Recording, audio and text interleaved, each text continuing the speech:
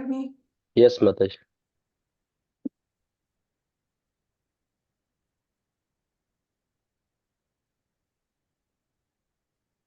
Hare Krishna.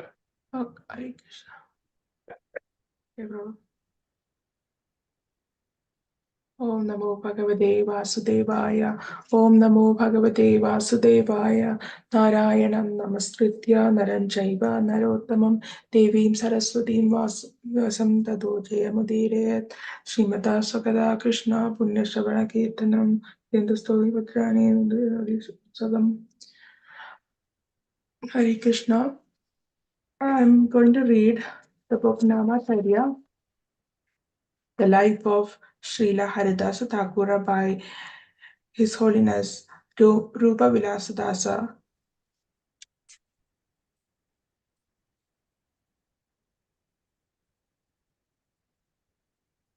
CB Madhilila 13.8 to 11. This statement of the Lord exhibits his readiness to protect his devotees, just as Krishna, during the battle of Kurukshetra, was prepared to break his promise not to fight to protect Arjuna and the Pandavas. Similarly, Sri Chaitanya Mahaprabhu was prepared to protect his preachers with violence, even though his mission was to deliver with the holy name and not his chakra. Nityananda Prabhu was an extraordinary preacher. While Sri Chaitanya Mahaprabhu was in Puri, he sent Nityananda Prabhu to Bengal in order to increase the preaching. This was a brilliant strategy, since Nityananda Prabhu's humility and tolerance were so developed that he melted the hearts of everyone he met. Sometimes it is thought that Sri Chaitanya Mahaprabhu was oblivious to the practical affairs of the world. The fact is, however, that the strategy of sending Nityananda Avaduta to Bengal resulted in the conversion of many people from all classes and status of life. In Srila Prabhupada's preaching, we see the parallel to this as he cultivated Vaishnavas from all classes, laborers, business people, administrators, and intellectuals. His followers continue to follow his example, although some of them specialize with certain segments of society. The point is that Nityananda Prabhu saw potential in places where other devotees might not see it. That is the example also that Srila Prabhupada set. And he did not limit himself to the most fallen or degraded persons, but recruited many ladies and gentlemen as well. If by the will of the Lord the audience does not listen to their humble presentation and thus invites inauspiciousness on themselves, then Mahaprabhu, the order giver, takes part in the result. It is especially interesting that Vrindavana Dasa Thakura, a disciple of Lord Nityananda, has included this comment. Some scholars claim that a rivalry existed between Nityananda and Sri Advaita Acharya. However, it is clear that the apparent tension was transcendental. Why would a disciple repeat a pejorative statement against his guru? These are jokes between preachers, not only preachers but expansions of the Lord, who were playing parts as preachers. In fact, Vrindavan Das Thakura has explained that anyone who misunderstands the transcendental loving exchanges between Advaita Acharya and Nityananda Prabhu, accepting one and not the other is doomed.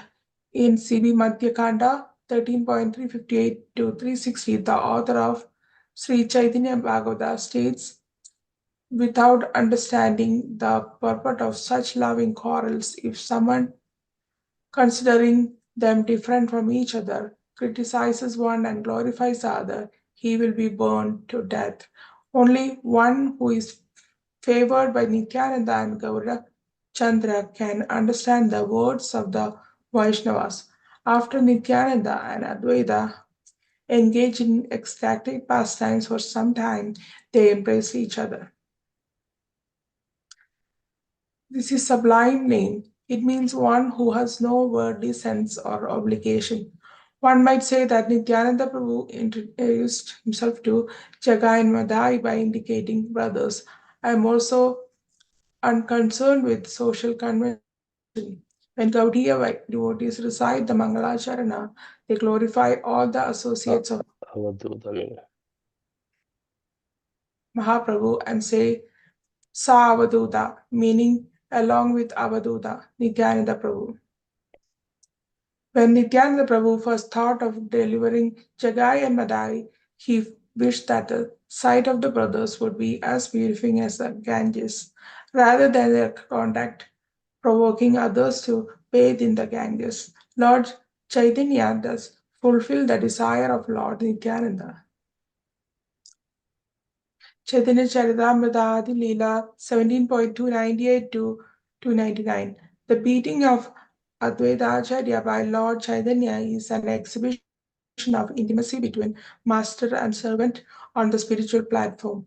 According to mundane vision, such an act would constitute criminal assault. A young man beating an older gentleman. It would appear to be strange at first, and brutal and inexcusable at worst. However, the entire pastime is simply a loving exchange between the Lord and Advaita, who always hungered to be treated as a servant and was prepared to provoke the Lord in any number of ways in order to be treated as such, even to the extent of being physically chastised. No one was hurt, and both experienced ecstatic spiritual happiness. Advaita Prabhu considered it his good fortune to be treated in this way by the Lord. Chaitanya Bhagavata Madhya 19.157 to 160.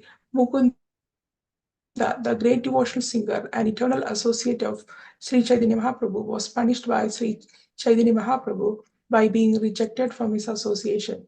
Sri Chaitanya Mahaprabhu declared that because Mukunda associated with Mayavadis and at times extolled the glories of Yoga Vasishta in the company of Sri Advaita Prabhu. He would only get his association again after millions of births. When Mukunda heard that he would get the Lord's association after millions of births, he began to dance in jubilation, feeling ecstatic that someday he would again have the Lord's association. Upon seeing the dancing and jubilation of Mukunda, the Lord immediately forgave him and gave him the benediction that in each of his incarnations, Mukunda would be the Lord's singer. Sri Chaitanya Mahaprabhu declared that his mother Sachi Devi was not a fit candidate for his mercy during his exhibition of the Mahaprakasha because of her committing offenses to Sri Advaita Acharya. Mother Sachi had lost her eldest son Vishwarupa to sannyasa due to the preaching of Advaita Acharya, and it appeared she would soon lose the other Sri Chaitanya Mahaprabhu for the same reason. So she made some critical remarks about Advaita Acharya. On account of these remarks, Lord Chaitanya explained that she could never achieve love of God as long as she was an offender, and that he was unable to rectify matters. Only by Sri Advaita Acharya's mercy could she be forgiven. By the Lord's arrangement, Advaita Acharya arrived on the scene in an ecstatic state, and Mother Saji took the dust from his feet, accepting that she had committed an offense. This pastime was a demonstration by the Lord about the seriousness of Vaishnava Aparadha and how a devotee debilitated by offenses one cannot achieve the goal of human life, love of God. Hare Krishna Mataji, you can stop here, Mataji. Yeah. Um, this is basically saying about the Chaitanya Mahaprabhu's protection for his speeches and even sometimes with violence. We know the story of Jagai and Madai um, and how Chaitanya Mahaprabhu came with his Sudarshana Chakra to kill them. But with Nityananda Prabhu's mercy, they both become devotees. Then it talks about the comparison between Prabhupada's and Lord Chaitanya's teaching.